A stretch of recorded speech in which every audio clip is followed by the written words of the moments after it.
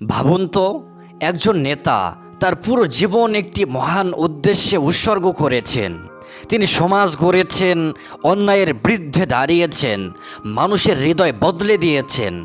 আর যখন তিনি জানলেন যে এটাই তার জীবনের শেষ যাত্রা, তখন তিনি লাখো মানুষের সামনে যা বলে গেলেন তা কেবল ধর্মের কথা নয়, তা ছিল মানবতার চিরস্থায়ী চার্টার। আজকের এই ভিডিওতে আমরা সেই ভাষণের কথা বলবো, যা 1400 বছর আগে দেওয়া হলেও আজকের পৃথিবীর সবচেয়ে বড় সংকটের সমাধান যেন আগে থেকেই লেখা ছিল। শুনতে শুনতে নিজেকে প্রশ্ন করবেন, এই বার্তাগুলো কি শুধু ইতিহাসের পাতায় বন্দী, নাকি এগুলো আজও আমাদের দৈনন্দিন জীবনের দিক নির্দেশনা?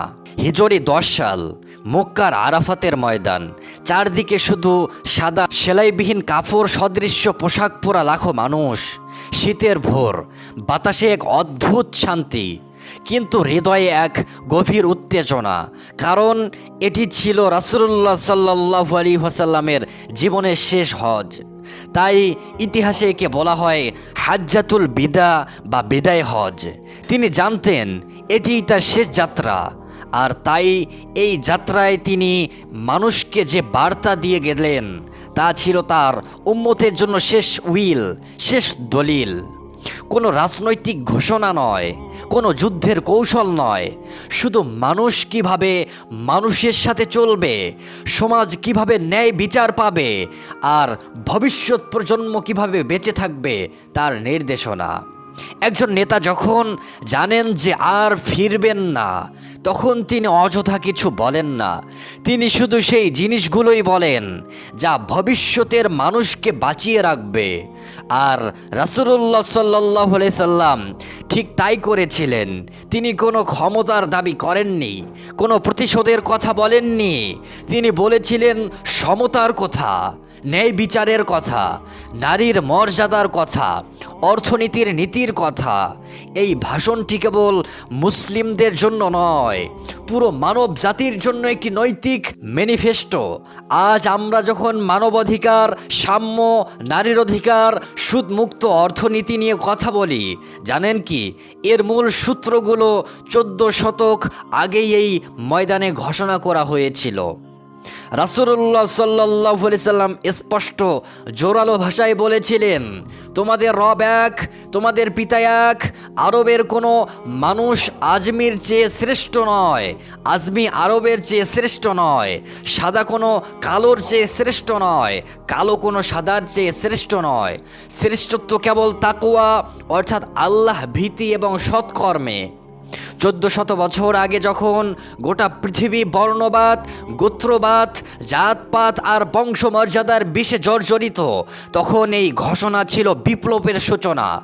আজও আমরা যখন রং, ভাষা, জাতি বা আঞ্চলিকতা দেখে মানুষকে ছোট বড় করি, এই ভাষণ আমাদের মনে করিয়ে দেয় মানুষের মূল্য তার চামড়ার রঙে নয়, তার চরিত্রে, তার কাজে, তার মানবতায়।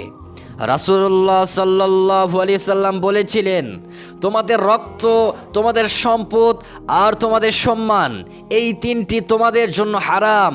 যেমন এই মাস জিলহজ হারাম, যেমন এই দিন আরাফার দিন হারাম, আর যেমন এই শহর মক্কা হারাম।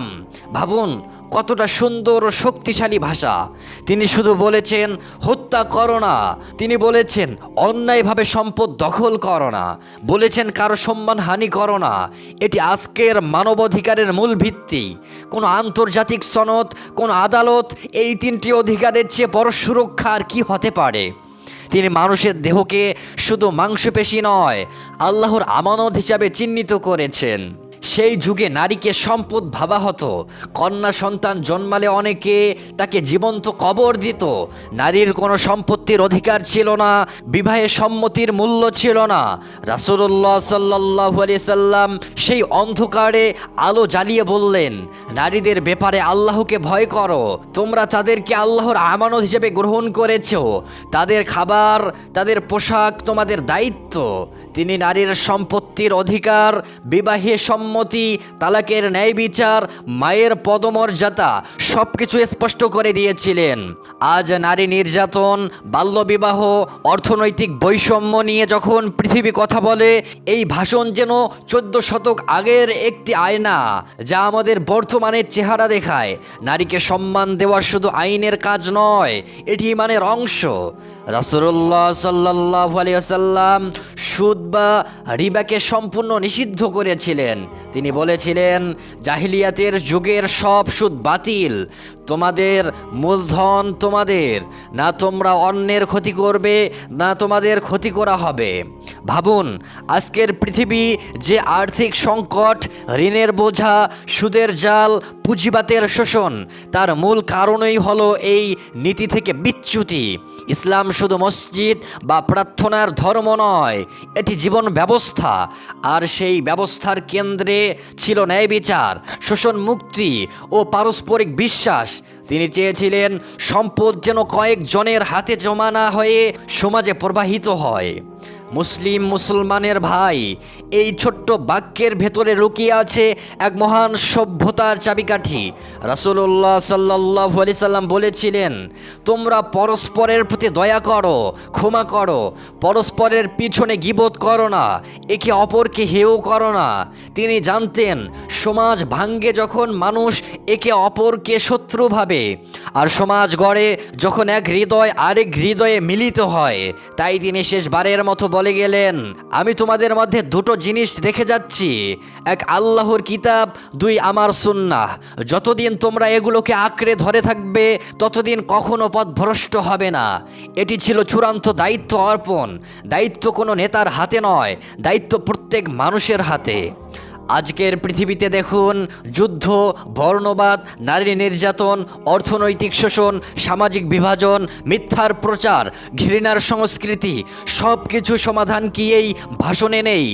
আমরা যখন আধুনিকতা নিয়ে গর্ব করি, তখন 1400 বছর আগের এই বার্তা আমাদের মনে করিয়ে দেয়, প্রকৃত সভ্যতা প্রযুক্তিতে নয়, নৈতিকতায়। প্রকৃত উন্নতি ভবনে নয়, মানুষত্বে। রাসূল সাল্লাল্লাহু আলাইহি সাল্লাম কোনো যন্ত্রপাতি আবিষ্কার করেননি, তিনি মানুষের হৃদয় বদলে দিয়েছিলেন। আর সেই হৃদয় পরিবর্তনের মন্ত্রই ছিল এই ভাষণ। বন্ধুরা, এই ভিডিওটি শেষ করার আগে একবার নিজেকে প্রশ্ন করুন, আমি কি আমাদের দৈনন্দিন জীবনে এই বার্তাগুলো অনুশীলন করি? আমি কি বর্ণ, লিঙ্গ, ধন সম্পদ দেখে মানুষকে বিচার করি? আমি কি পরের সম্মান রক্ষা করি? আমি কি সুদ, অবিচার, ঘৃণা থেকে নিজেকে দূরে রাখি? বিদায় হজের ভাষণ কোনো অতীতের ইতিহাস নয়, এটি আমাদের বর্তমানের আয়না, ভবিষ্যতের দিক নির্দেশনা। রাসূল সাল্লাল্লাহু আলাইহি সাল্লাম বলেছিলেন, যে আমার কথা শুনেছে সে যেন অন্যদের পৌঁছে দেয়। তাই আজ আমি আপনাদেরকে অনুরোধ করছি, এই বার্তাটি শুধু শুনবেন না, জীবনে নামাবেন। আর যতটা পারবেন শান্তি, সম্মান ও ন্যায়ের বার্তা ছড়িয়ে দিন। কারণ মানবতার শেষ বার্তা আজও বেঁচে আছে, আর তা আমাদের ওই হাতে।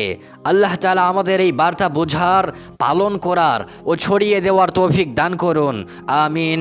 ধন্যবাদ এতক্ষণ মনোযোগ দিয়ে শোনার জন্য। শান্তি ও কল্যাণ আপনার জীবনে স্থায়ী হোক। আল্লাহ হাফেজ। আসসালামু আলাইকুম ওয়া রাহমাতুল্লাহ।